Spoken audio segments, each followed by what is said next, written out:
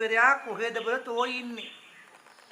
මොකද වෙලා තියෙන්නේ? දැන් ඊයේ 14 වෙනිදා මේ උතුම් ජනතාවට අවශ්‍ය කරන මේ සිංහල අලුත් අවුරුද්දේ මේ අයත් ඝාතනයේ පටන් ගන්න තිනවා හැමතැනම.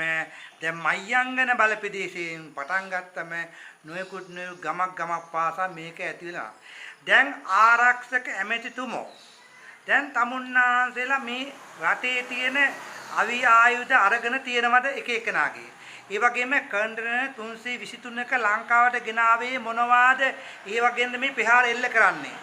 ඔබ තමුන්නාන්සලා දන්නවා මේ වෙන විට වත්මන් රජයේ අරගෙන කයිය නායකෝ ඉන්න හැම කෙනාම අපි කරනවා හැබැයි මුන්ට කරන්න කිසිම දැක්මක් නැහැ. අඩුම ගානේ රටේ ආර්ථිකයත් හදාගන්න බැරි කට්ටිය මම කියන්නේ කරුණා කරලා රටේ ජනතාවට ප්‍රශ්න ඇති කරන්න එපා. රටේ ජනතාව ජීවත් වෙන්න ක්‍රමයක් හදාගන්න. පාරේ බැහැලා යන්න ඉඩ තියන්න. ඒ වගේ මට මරණ තර්ජනය කරා ඕනෑ පොලිසිය කියලා පැමිණිලි කරපිය අපි බය නැහැ කියපු කණ්ඩායම ඒ කණ්ඩායමත් අර ඉඳැල්ලේ ඉන්නවා. තලංගා පොලිසිය දාව පැමිණිලිට අපි මොනවා වුණාද කියලා තාම අපි දන්නේ නැහැ.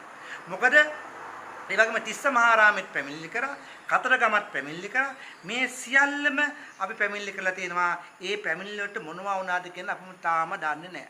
ඒ මොකද මේගොල්ලෝ